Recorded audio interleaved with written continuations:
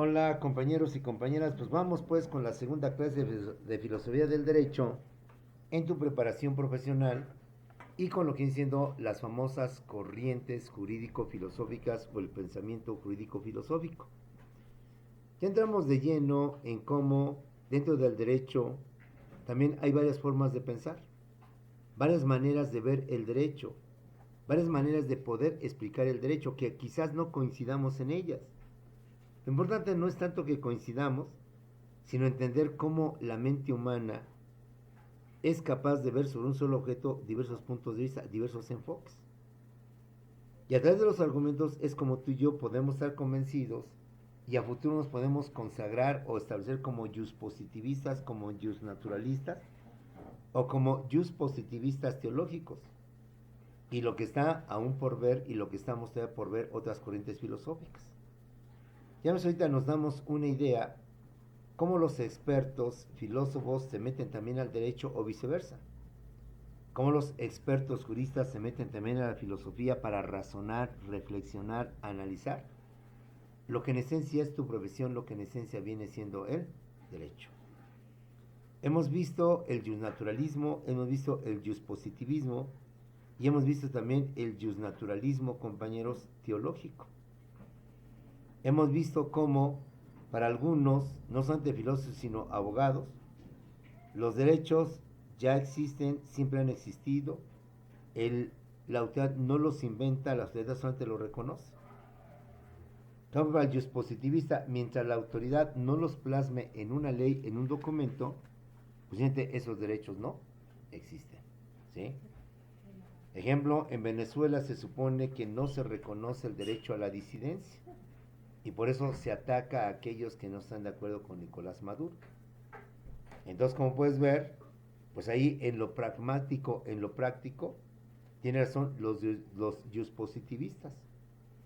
Pues mientras la autoridad no te otorgue ese derecho, no lo plasme, no lo establezca, pues no tienes tal derecho. Hace rato en la clase te hablé del derecho del voto a las mujeres. Recuerda que las mujeres durante mucho tiempo fueron delegadas, fueron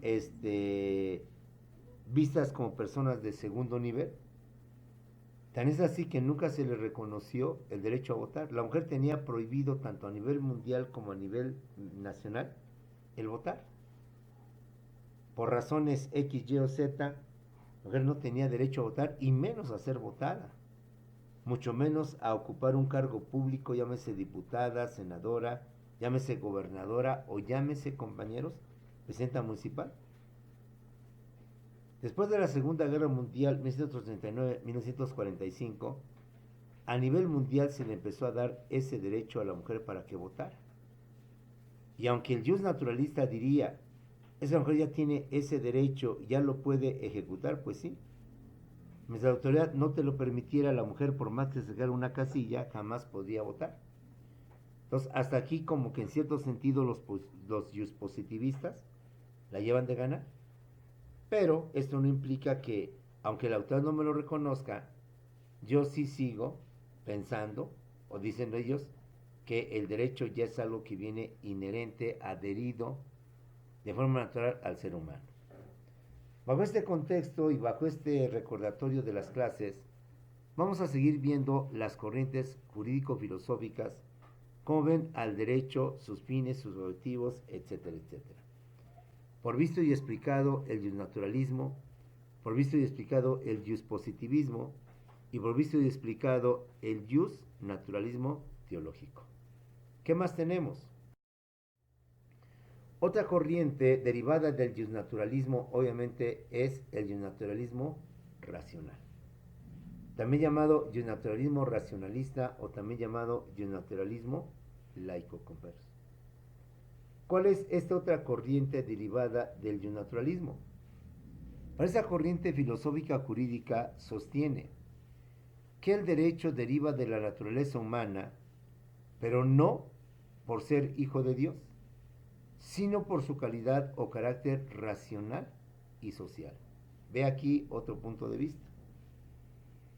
El derecho natural, que es un derecho que ya tenemos inherente, que viene con nosotros desde que estamos concebidos en el vientre de mamá, no es porque derive de Dios y no es porque tú y yo somos hijos de Dios, sino que ese derecho natural que nosotros hemos reconocido que los seres humanos lo tenemos y que lo tenemos desde que somos concebidos en el vientre de mamá, es por el carácter racional y social que tenemos los seres humanos.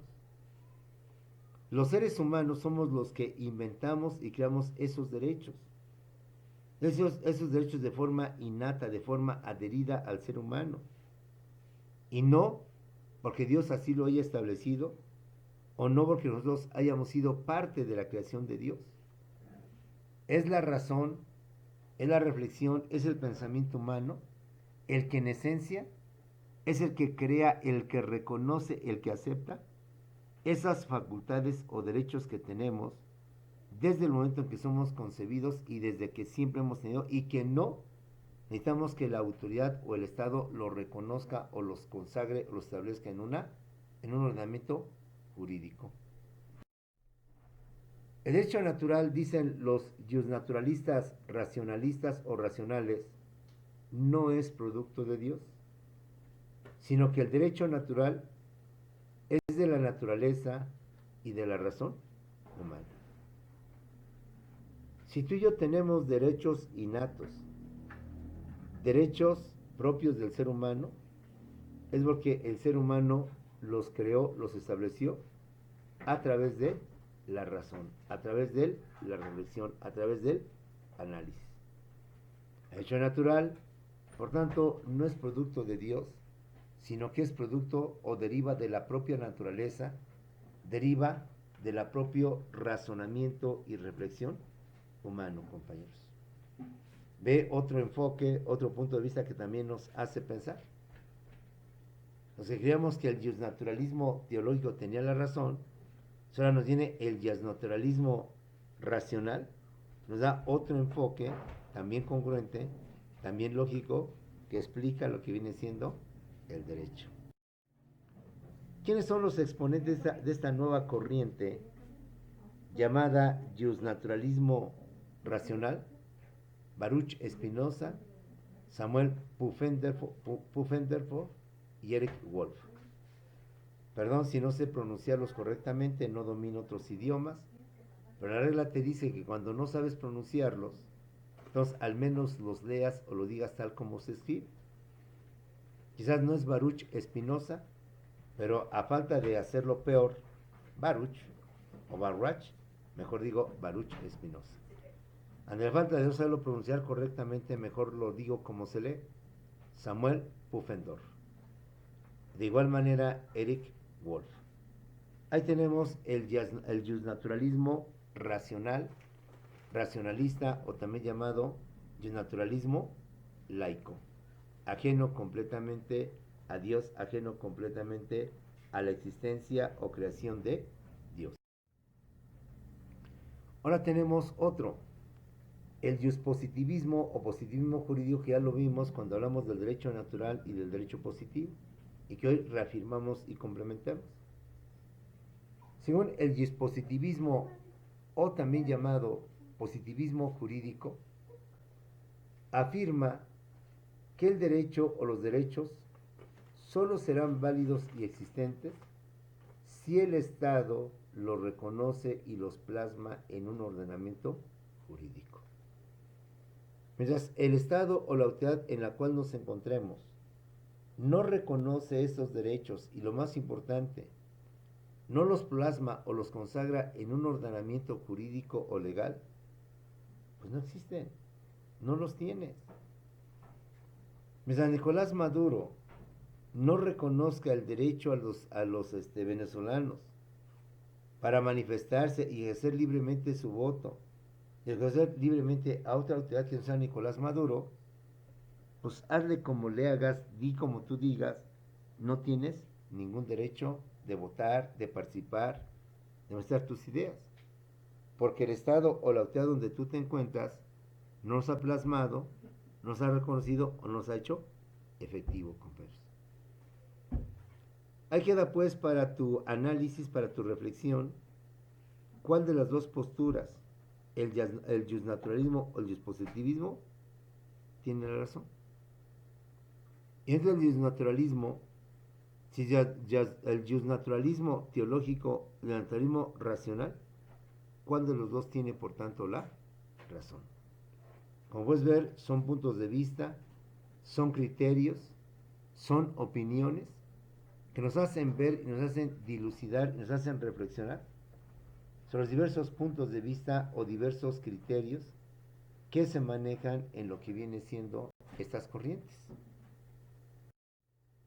El positivismo, por tanto, es lo opuesto, lo contrario al naturalismo, ¿sí?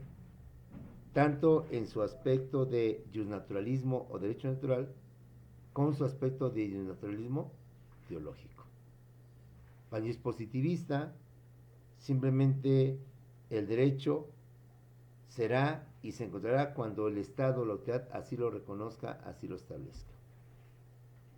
Y por tanto, siguiendo al naturalismo racional, las leyes y el derecho derivan o surgen de la razón del propio hombre y no derivan o surgen de lo que viene siendo Dios. ¿Quiénes son los exponentes de esta teoría, de este nuevo concepto del derecho? Principalmente tenemos a Augusto Comte, quien es considerado como el creador o el padre del positivismo, que al traspasarse al derecho, esa corriente se convierte en el positivismo. Otro exponente de esta corriente viene siendo Herbert Spencer, que viene a dar su concepto sobre lo que es el derecho y sobre la forma en cómo se concibe el derecho, no por mandato de Dios, sino por cuestiones racionales del ser humano. No porque así Dios lo determinó, sino que es el Estado el que lo determina. Y hasta en tanto no determine, presidente, las personas, usted y yo, no tenemos esos derechos que nos amparen o que nos protejan. Tenemos, por si faltara poco, otra corriente filosófica jurídica, el llamado normativismo o normativismo jurídico, compañeros. Es decir, por corrientes filosóficas jurídicas no vamos a parar. ¿Qué es lo que sostiene el normativismo o normativismo jurídico? Al igual que el naturalismo tiene varios principios. Primer principio, y nos dice que aunque el derecho pertenece a las ciencias del espíritu o ciencias humanísticas, es un fenómeno independiente ajeno a la psicología, a la sociología, a la ética, a la teoría política y a las ideologías. Es decir, manejan lo que viene siendo la pureza del derecho. Y como recordarás, yo al principio te explicaba que por qué tenemos que llevar estas materias si nosotros estudiamos derecho. ¿Por qué tenemos que llevar filosofía? ¿Por qué tenemos que llevar sociología jurídica? ¿Por qué tenemos que llevar economía? ¿Por qué tenemos que llevar derecho contable, que más bien está vinculado a la contabilidad más que al derecho? Porque en esencia y actualmente no existen profesiones puras. No existen profesiones donde todo es derecho. Te decía yo que he estado en otras carreras dando también clase, pues la administración no es una ciencia pura, donde llevas pura administración de cosas, administración de recursos humanos, sino que vas a llevar materias como son contabilidad. ¿Qué tiene que ver la contabilidad con la administración? Pues mucho. Y aunque tú no eres contador, vas a llevar materias que te permitan saber qué es un estado financiero, qué es una cuenta, qué es una subcuenta. Aunque el administrador, compañeros, no quiere ser abogado, a lo mejor hasta odia las leyes, para su debida formación, el administrador tiene que conocer derecho mercantil, derecho civil, derecho constitucional y otros tipos de derechos para poder, por tanto, entender lo que es la administración. Pero así como muchas personas piensan en la pureza, en la limpidez de lo que es una profesión, el normativismo o normativismo jurídico sostiene también eso. El derecho que pertenece a las ciencias del espíritu o ciencias humanísticas es un fenómeno independiente. Es un fenómeno que no puede mezclarse ni con la psicología, ni con la sociología, ni con la ética, ni con la teoría política, ni mucho menos con lo que vienen siendo las ideologías. Hoy entender la delincuencia, entender el indebido comportamiento del ser humano, no debe delimitarse a la teoría pura del derecho, estudiar de forma exclusiva, única el derecho. Entender la conducta del delincuente o el indebido comportamiento de la humanidad es también entender qué es el hombre como un ser conductual, qué es el hombre como un ser social, qué son los valores, qué son los principios que rigen la conducta del hombre, qué es el Estado, qué es la autoridad dentro de la teoría política, quien tiene la facultad de imponer, de coaccionar el cumplimiento de las leyes. Esta corriente, el normativismo, concibe al derecho como un fenómeno eminentemente normativo, como resultado exclusivo de la voluntad humana. Es decir, el derecho debe delimitarse a normas jurídicas que son la esencia del derecho, artículos que son la base del derecho. De estar ajeno completamente a los enfoques psicológicos, sociológicos, que en lugar de ayudar y regular la conducta del hombre, según esta corriente, lo complican, porque lo hacen que el derecho o la conducta del hombre esté vinculada por factores externos, factores psicológicos, factores sociológicos, factores que influyen los amigos sobre el comportamiento y la conducta del ser humano. Sobre esa corriente, el derecho debe ser caso omiso de todo esto y limitarse y concentrarse únicamente en lo que es la norma jurídica, como algo que nos permitirá, por tanto, manejar y conducir al ser humano para crear leyes y, por tanto, formas de vida mucho mejores que estamos actualmente viviendo, compañeros. El justnormativismo tiene su máxima expresión. ¿Y cómo lo tiene? Pues sostiene la pureza del derecho. Sostiene que el derecho es una profesión, es una ciencia pura. Es una ciencia que debemos de verla como tal, sin mezclarla con otro tipo de ciencias, otro tipo de conocimientos. Sostiene la pureza del derecho, librándole de todos los elementos extraños, psicológicos, sociológicos, éticos, con los cuales, es cierto, se relaciona, y con los cuales muchas veces, con motivo de su relación, se le confunde. Para esta corriente puritana o llena de pureza, la norma jurídica es el objeto del derecho.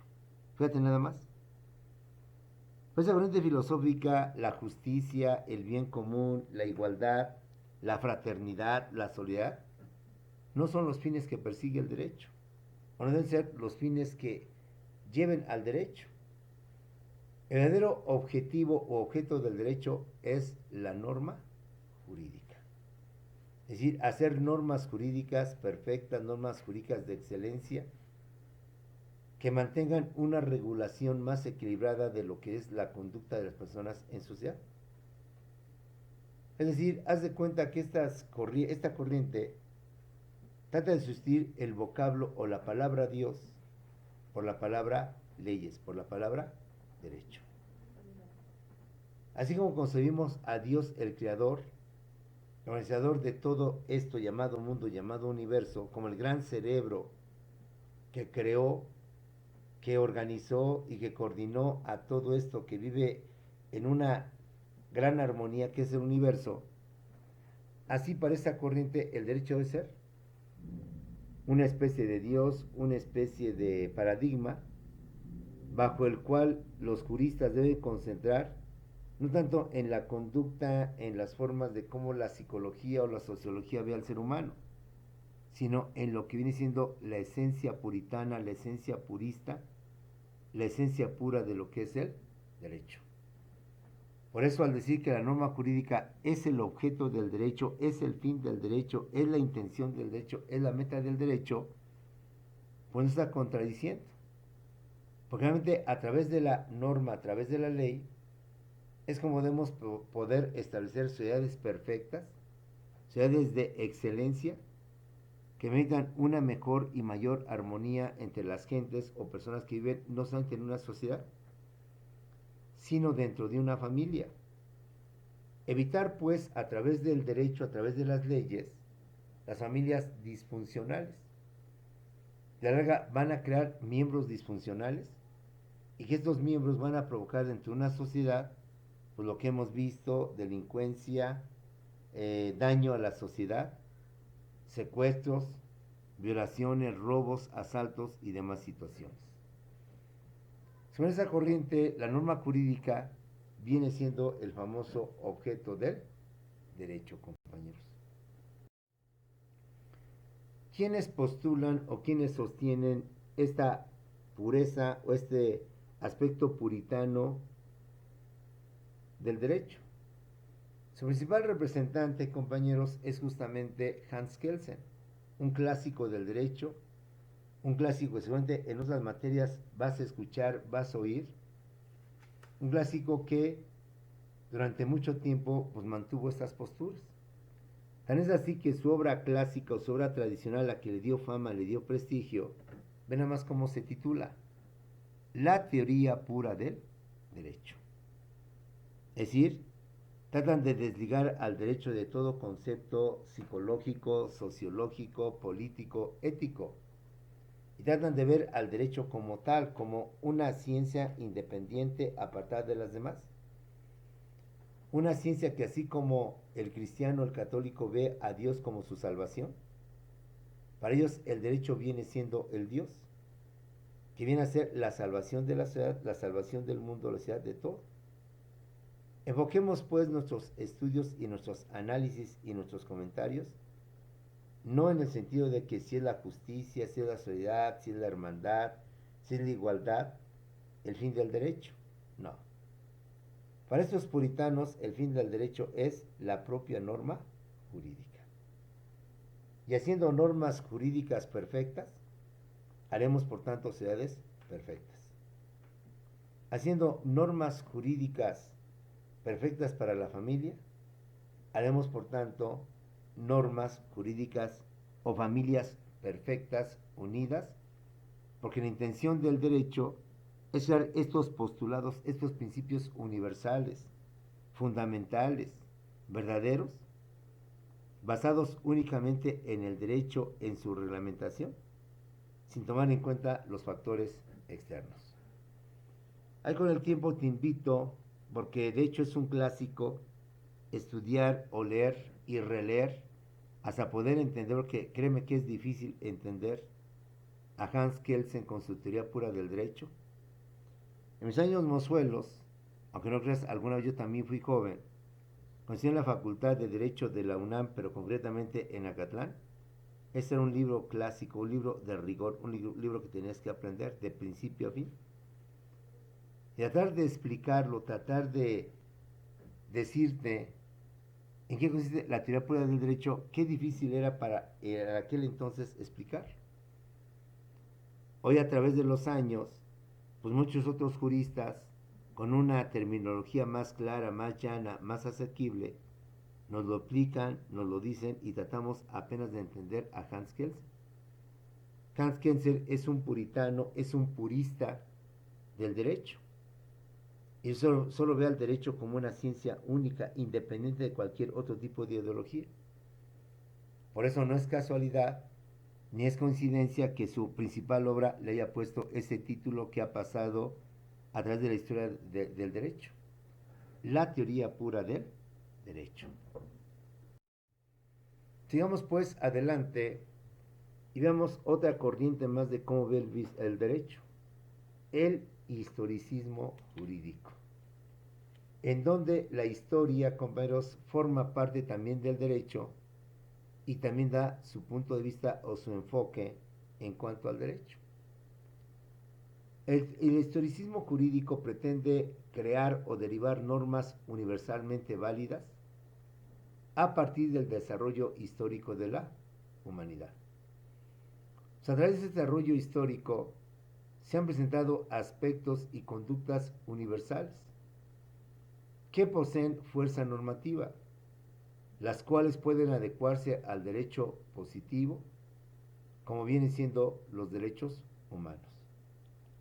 Es obvio que los derechos humanos, igualdad, justicia, fraternidad, solidaridad y demás, no son nuevos, no son apenas recientes creaciones del ser humano.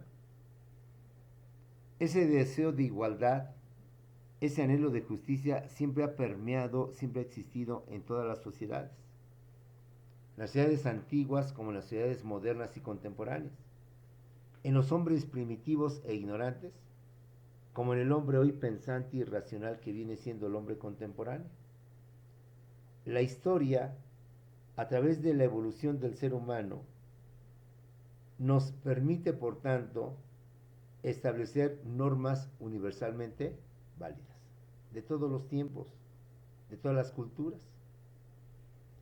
Es obvio que en todas las culturas, la egipcia, la china, la hindú, las más antiguas, las más milenarias, en culturas tan distantes como fueron los fenicios, los babilonios, los sumerios, los caldeos, los griegos y los romanos, jamás tuvieron contacto con las culturas prehispánicas del continente americano, como los aztecas, los olmecas, los tlaxcaltecas, los alcohuas, los nahuatlacas, los incas en el Perú, otro tipo de civilizaciones. Pero dentro de su sociedad, dentro de su organización, quizás con mayor o menor rigor, siempre permeó en ellos la justicia, siempre permeó en ellos la igualdad, la fraternidad y muchas otras cosas más. Por tanto, para el historicismo jurídico, compañeros, el derecho deriva de la historia. El derecho depende de la historia.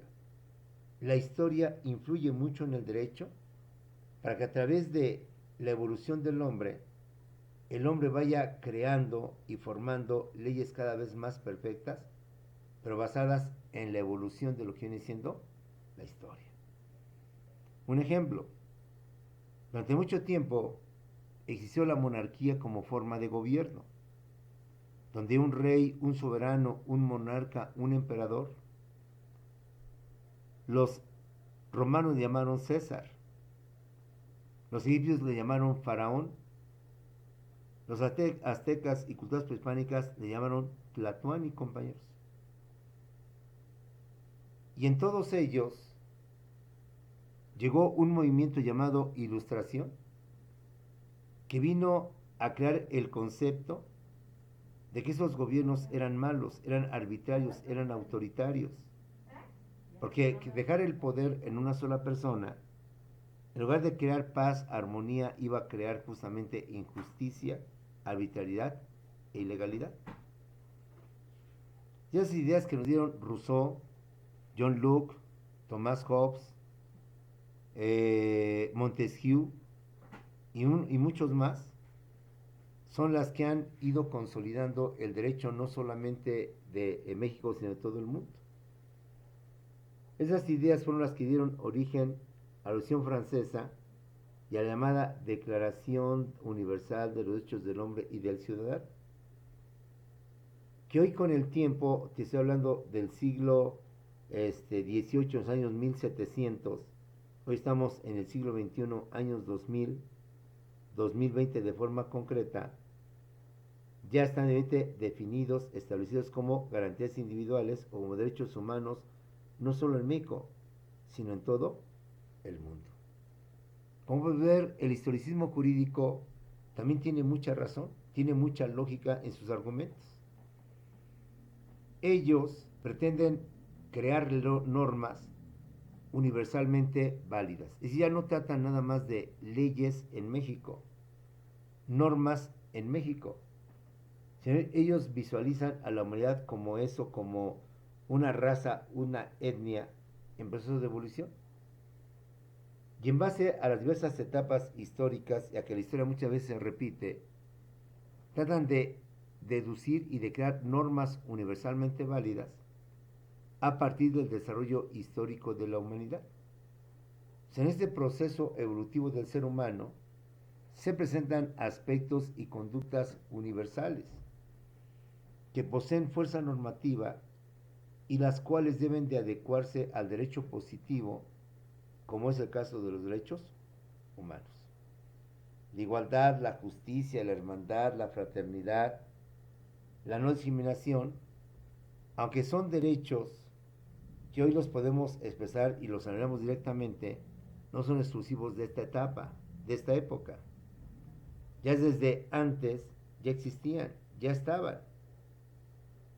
Y de esta manera la historia, la evolución de la historia de la raza humana va a influir en la creación de leyes, en la creación de normas jurídicas cada vez más perfectas.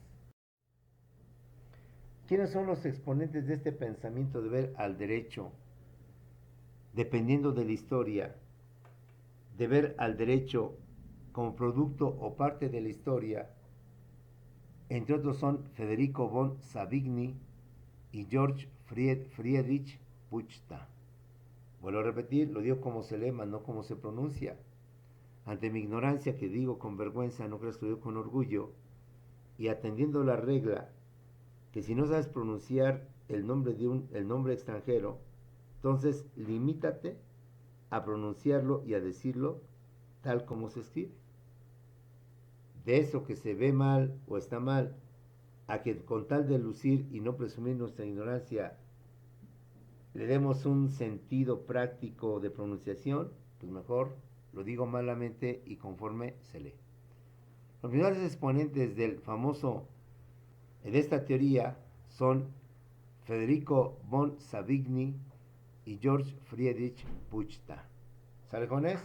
Bueno, sigamos analizando las diversas corrientes filosóficas de carácter jurídico. De estas tenemos la escuela neocantiana. La escuela neocantiana es lo opuesto, es lo contrario a la teoría del historicismo jurídico. Recordemos que el historicismo jurídico trata de establecer normas universalmente válidas, pues a través de la historia de la humanidad, estas normas han existido siempre en culturas y en épocas diferentes. Según la escuela neocantiana, compañeros, la sociedad y el derecho cambian constantemente.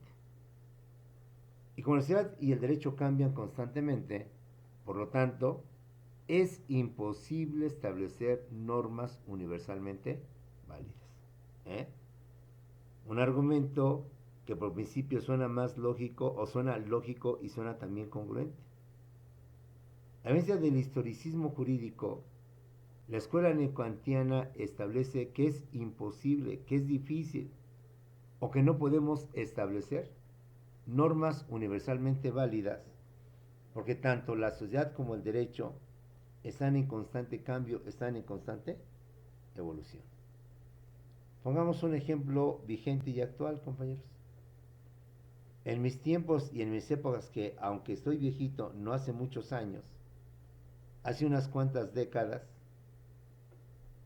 el homosexual, o lo quieras llamar, no estaba reconocido, ni menos tenía reconocidos los derechos.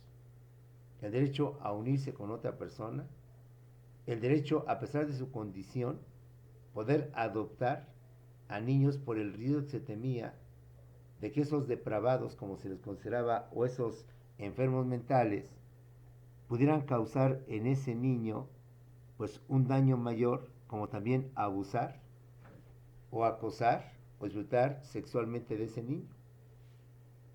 Hoy nosotros, como la sociedad es cambiante y el derecho es cambiante y el mundo cambia constantemente, en algunos países, no en todos, tenemos la misma evolución. Es más, en cuestión del aborto, en México, solo Oaxaca y la Ciudad de México han legalizado el aborto. La mayoría de los estados no están de acuerdo o no están conformes con legalizar el aborto. Hoy se está dando un movimiento a favor de los homosexuales, de los transexuales, de los bisexuales, y tantas otras tendencias existen. Porque la sociedad cambia. Imagínate, en la Edad Media, esto simplemente era cosa del diablo y era simplemente algo indebido. Reconocer y aceptar la homosexualidad tanto en hombres como en mujeres. Lo más clásico en aquella época era condenarlos a la hoguera, condenarlos a la muerte, precisamente por contradecir la ley divina y las normas humanas que buscaban la buena convivencia, la buena relación entre los seres humanos. Y el homosexual era visto como una persona con problemas, con traumas, con situaciones que debíamos por tanto de eliminar. El derecho cambia, la sociedad cambia. Ya estamos en un proceso evolutivo en donde en México y en muchas partes del mundo les estamos dando la tolerancia, y no solo la tolerancia, el reconocimiento a los derechos que tienen los homosexuales, insisto, para poderse unir, no en matrimonio, porque matrimonio es un concepto bien definido y bien claro, pero en una unión con otra persona de su mismo sexo y que incluso les genere derechos para reclamar pensión, para reclamar prestaciones como si fuera su esposa. Y aunque ellos no pueden concebir hijos por razones obvias, ya la ley les reconoció el derecho de poder adoptar a niños ajenos e integrarlos y formar con ello una familia, haciendo a un lado los estigmas de que una pareja de homosexuales lo que iba a hacer con un niño pues era simplemente abusar y disponer de un niño indefenso que no podía saber de lo que estaban haciendo o lo que están haciendo sobre su cuerpo. ¿Qué más nos depara la sociedad, el derecho, a futuro? Que hoy nos escandaliza, pero que a lo mejor al rato lo veremos como una etapa tolerante, para después verlo como una etapa normal, una etapa que no nos debe de afectar. Difícilmente en la Edad Media y en mis tiempos aceptaríamos y estaremos dispuestos a reconocer los derechos del homosexual. Hoy como la sociedad cambia y el derecho también cambia, y no solo en México, sino a nivel mundial, todavía seguimos teniendo países, culturas, civilizaciones que están aceptando este nuevo fenómeno, no en el sentido despectivo, esta nueva situación de la homosexualidad. Pero también tenemos países, tenemos culturas, tenemos civilizaciones que aún siguen, pues no podemos decir atrasadas, sino obstinadas, mejor dicho, en que difícilmente puedan reconocer los derechos, las prerrogativas que en un momento determinado pueden tener este tipo de personas llamadas homosexuales, y despectivamente, pues tú sabes qué formas tiene mejor para decirlas o para señalarlas, compañeros. Por ello, esta escuela neocantiana, a diferencia del historicismo jurídico, no podemos crear leyes universales. No podemos establecer, compañeros, normas universalmente válidas. Porque no todas las sociedades agregaríamos nosotros, aparte de que no todas las sociedades, de hecho, cambian, no todas las sociedades tienen la misma evolución. No todos los derechos tienen esa misma evolución, ese mismo cambio, ese mismo proceso evolutivo, positivo, negativo, que permita establecer, por tanto, normas universalmente válidas. La prueba, aunque muchos derechos humanos ya han sido superados como la fraternidad, la igualdad como tales, hoy hablamos de tantos derechos humanos que resulta imposible que sean reconocidos todos en su totalidad, en su aspecto absoluto. ¿Quiénes son los que reconocen o representan esa nueva corriente?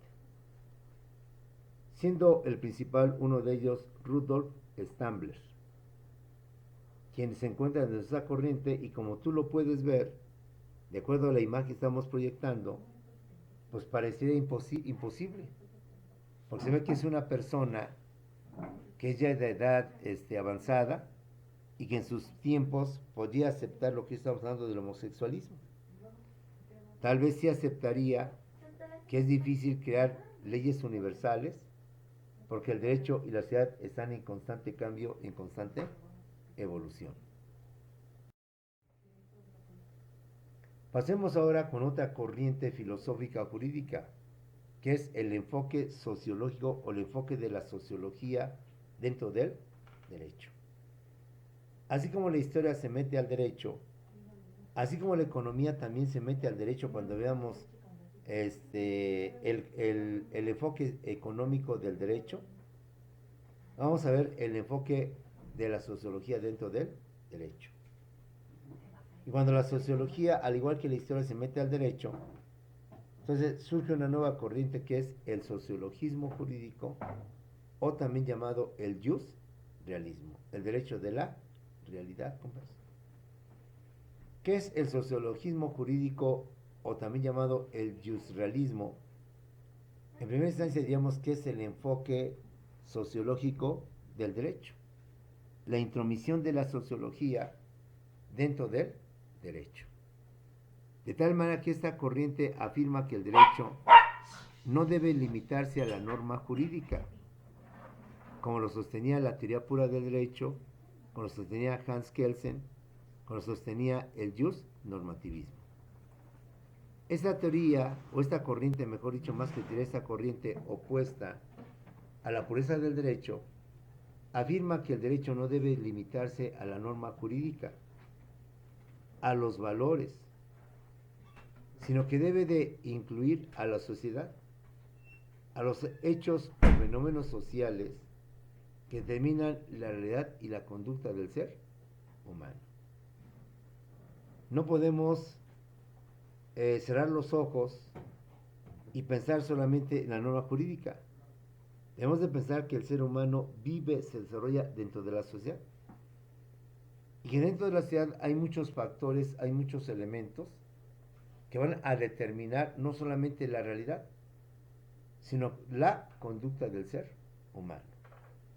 Afirman que el derecho se alimenta de la realidad y que por tanto subordina el derecho a la sociología. La sociología influye y domina lo que viene siendo al derecho. Porque los fenómenos sociales son los que le van a dar contenido a la norma jurídica. Para que el derecho penal consagre delitos, es porque esos delitos se están dando dentro de la sociedad. Y lo que el derecho va a hacer es únicamente reglamentarlos, sancionarlos, para evitar que estos delitos o conductas indebidas se sigan generando, se sigan multiplicando y se sigan dando. El socialismo jurídico, o también llamado jusrealismo, derecho de la realidad, afirma por tanto que el derecho, a diferencia de la escuela kantiana y de la teoría pura del derecho de Hans Kelsen, no debe limitarse a la norma jurídica, a los valores, sino que debe de incluir a la sociedad, a los hechos o fenómenos sociales que determinan la realidad y la conducta del ser humano. Yo agregaría, los fenómenos sociales son los que le dan contenido al derecho. Son los que permiten que las leyes existan. Y aquí retomo lo que tú estás viendo como fuentes del derecho. Recuerda que dentro de las fuentes de derecho están las llamadas fuentes reales o las fuentes materiales, aparte de las formales y aparte de las históricas. ¿Cuáles son las fuentes reales o las fuentes materiales?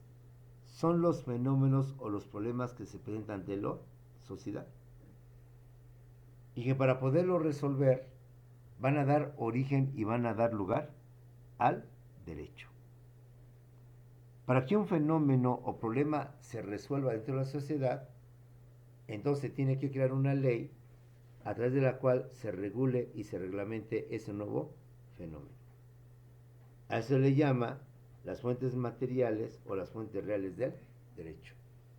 Y con esto se demuestra más el fundamento que permite sostener el famoso socialismo jurídico, o la influencia jurídica, la influencia sociológica o social, que tiene dentro de lo que viene siendo el derecho, compañeros.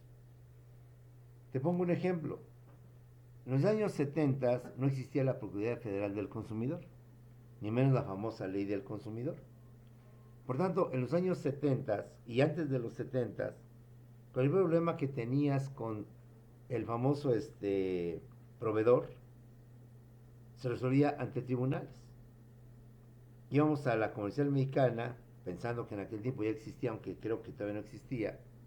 Existía Gigante, existía más y otros centros comerciales, el Sardinero. Tú ibas y comprabas un comedor, redondo para 6 personas con tales características. A los 2 días o a la semana siguiente, Soriana, Comisión Mexicana, pensando en esa posibilidad, te lo llevaban a tu casa. Pero resultaba que el comedor que tú habías pagado y habías escogido no era el que te estaban dando. Ahora es un comedor cuadrado, un comedor solamente para 4 personas. ¿Qué hacías tú como consumidor? Pues tener que demandar ante el juzgado esta situación que equivalía a unos 3,000, 4,000 pesos, una cantidad mínima. Lo que provocaba otro fenómeno, que el juez o los jueces tuvieran que atender problemas de mínima cuantía por asuntos de mayor cuantía que valían la pena de millones de pesos. Entonces, un fenómeno social, un problema social, un problema que vivió la ciudad de aquel tiempo, vino a generar y vino a provocar una nueva ley para resolverlo. La Profeco, la Propiedad Federal del Consumidor. Y te crea lo que vienen siendo, por tanto, la Procuraduría, en donde los asuntos de mínima cuantía se pueden resolver sin necesidad de tener que ir ante el juez, ante el tribunal, dejando tus derechos a salvo en caso de que no haya un acuerdo. Ve, por tanto, cómo la sociedad y sus problemas que se presentan van a darle contenido, van a darle, por tanto, valor a lo que viene siendo el derecho. Y van a sustentar lo que viene siendo, por tanto, el contenido de la norma jurídica. El sociologismo jurídico es, por tanto, el enfoque y la influencia que tiene la sociología y, por tanto, la sociedad en la creación y formación de leyes. Aquí ya no es tanto Dios, aquí ya no es tanto la autoridad, aquí ya no es tanto la razón la que da origen, fundamento y creación a la norma jurídica. Aquí es la sociedad con su problemática y sus fenómenos que se presentan dentro de la sociedad. La sociedad va a dar contenido, esencia a la norma jurídica, a lo que viene siendo el derecho. Pero dentro de esta corriente sociológica tenemos dos corrientes que derivan. El realismo jurídico norteamericano y el realismo jurídico europeo. Concretamente, como diciendo, el realismo jurídico escandinavo. Fíjate bien, el realismo jurídico norteamericano se basa en el empirismo, es decir, en la experiencia, al sostener que el derecho debe basarse en las experiencias en la realidad y no en las normas. Fíjate bien. Según el realismo jurídico norteamericano, que está basado en el enfoque sociológico, afirma que esta corriente se basa en el empirismo, es decir, en las experiencias, y sostiene de forma categórica que el derecho debe basarse en las experiencias, en la realidad, y no en las normas. Y te dice, el juez debe ser libre para buscar la solución más justa. Y esa solución justa se va a encontrar en lo que él ha vivido en sus experiencias como juzgador. El juez, por tanto, debe ser libre para buscar la solución más justa en lugar de estar atado a la voluntad del legislador, a través del pasado, que obstaculizan el cambio y la regulación de las nuevas realidades sociales.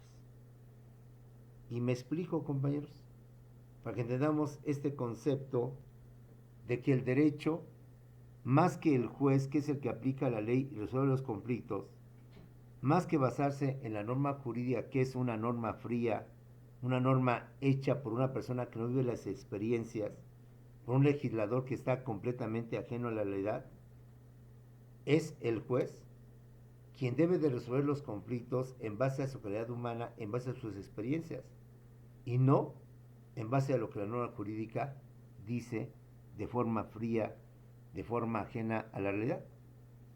Y me explico. ¿Qué pasa cuando un adolescente mata a su padrastro? Porque el padrastro, compañeros, atentó y violó a dos de sus hermanas, golpea y constantemente maltrata a su madre, siendo su padrastro. Ese adolescente, consciente de los hechos, de las ignominias, del daño que le está haciendo a su madre, golpearla constantemente, humillarla e insultarla, y que él también ha sido víctima de este padrastro que lo ha golpeado y que no solamente a sus hermanos menores los ha golpeado, sino inclusive los ha violentado, y en un día que llega, encuentra al padrastro tratando de abusar de otro de sus hermanos o de sus hermanas. Pongámosle más drama tipo telenovelas, para que se entienda mejor el ejemplo. Es una hermanita de 5 años, y el barbaján está pretendiendo, al igual que sus hermanos, abusar de esta criatura, de este ser indefenso. Este adolescente, en un ataque o en un momento de ira, de coraje, lo mata. Toma el molcajete, toma una cazuela, toma una piedra, lo que quieras, le pega en la cabeza, no con la intención de matarlo. Su intención no es matarlo, su intención es evitar que este barbaján cometa esa atrocidad contra este ser indefenso. Pero dado el coraje, dada la ira, dado lo que tú quieras, lo mata. Legalmente es un asesino. Jurídicamente, y de acuerdo con la norma jurídica, pues a la cárcel. Aunque seas un menor de edad, aquí lo que al derecho le importa es que tú has cometido un delito. Es que tú le has privado de la vida a una persona. Y que el derecho no se va a tentar en ese momento del corazón y justificar. Decir, bueno, para ti, para mí, moralmente, a lo mejor hasta lo aplaudimos. Qué bueno, joven, que lo mataste. Qué bueno que acabas con este desgraciado que golpeaba a tu madre y que además abusaba de tus hermanos y que iba a abusar de un tercero. Quizás para usted y para mí, podemos justificarlo y podemos dejarlo en libertad. Eso es justamente lo que pide esta corriente. Los jueces son los que van a sancionar, son los que van a castigar, y son los que viven la realidad, los que viven los hechos, los fenómenos. Y en esta situación, aunque el hecho no se justifica, sí se entiende y sí se explica. Si yo aplico la norma va a implicar que esta persona o este joven vaya al tutelar y quede, por tanto, en la cárcel o quede detenido. Pero en cambio, el juez, con su experiencia, podrá inclusive darle la libertad o al menos no castigarlo, porque entiende que el joven actuó no por la intención de matar, sino con la intención de defender a su hermano, máximo los antecedentes de todo esto.